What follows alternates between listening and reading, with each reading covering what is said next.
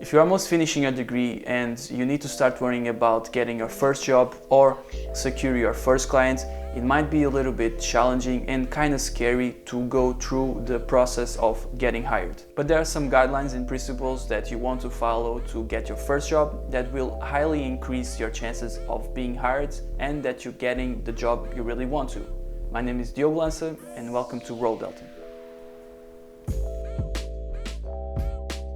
A little bit about me. I am my Master's of Mechanical Engineering, so you can put me on the box of science, but also outside that box, I'm also a video editor and I own a studio called Spear Studios, and from here is where I get most of my getting hired experience, because I got hired many times by different people, and in both areas it's more or less the same principles, and I try to merge both of them, and I'm going to share my knowledge and my experience in both fields. But the principles are valid for both fields. Just because engineering is more technical and video editing and creating videos is more creative, you getting hired does not really depend on the field.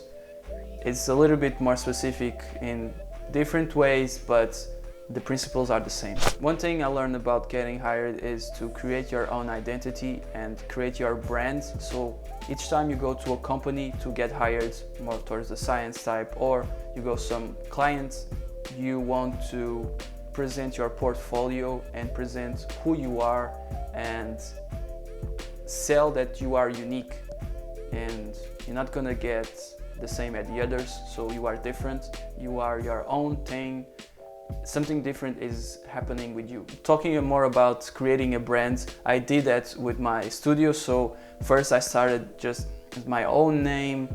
I went to Elance, which is a freelancer website, and you can go there and apply for jobs. And I started that way, and then I kind of developed identity. So I created Spear Studios, and that way also I created a website, so the clients can just go there and hire me through that website. Another way to do this is creating a LinkedIn page. This way you can also connect everyone. So everyone you know from school you can add, and you create basically a network. And this is also important to create a healthy network of people that helps you and you help them, and this way you can more or less help each other to grow. Another big thing is your CV. How should I do my CV? So there's tons of information online about this, but I'm gonna give you my guidelines and how do I generally do my CV and how do I submit it and what do I put on it. So tip number one is keep your CV under 2 pages. Generally, people that are gonna look at CVs have to look at tons of CVs in that day, so they will appreciate that your CV is short and to the point. Tip number 2 is only put things in your CV that are relevant for the job that you're applying to. I started putting things like I worked 2 summers in the supermarket, but I don't think that's relevant now, and maybe I've done other things that are more relevant for the job that I'm applying to. So fit your CV for the job that you're applying, and your CV should be different and flexible depending on the job and the task that you have to perform in that job. Tip number 3 is to justify the skills that you have and that you put in your CV. If you say that you are very good working in a team, tell them why. What did you do to become this good? So usually what I do, I'm very good at working in teams because I played basketball from when I was 5 until 18, so I'm very well coordinated when it comes to playing in teams and knowing that different people have different needs, and this way they can see, okay, this guy knows the basics of working in teams, so this is a plus point for him, and it justified, so we know that it's not just a word that he's putting here, that it's like a bingo word, so it's bullshit. This way you justify every skill that you have and you own, and it will help you when you go to the interview. And this one is very important because they will just, so what does this mean that you are very good in teams? How do you justify this? And this way it's there, they're not gonna bother with this.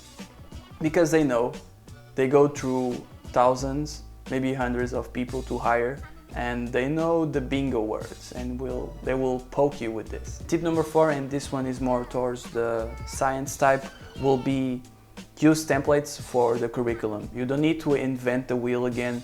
Just download, for example, the Europass and build your CV from that. If you are more towards the creative side, make sure you have a good portfolio. What I did, because I'm based around videos, as a link in what I provide to a potential client is just my link to my YouTube channel. And that they can see everything, and it's basically your portfolio. You can also have your website, or you can use social media to make sure you present and display your work and make sure they can see what you've done. And lastly, I want to talk about if you are going to a potential interview, make sure you research the history of the company, you know what they do, what their strengths, what their weaknesses, what do they need. And usually this information you can find online. Usually the weaknesses you can't, but you can more or less see the competition. And also this is more towards the science type, but also you can know a little bit about your clients, what do they do and what do they need.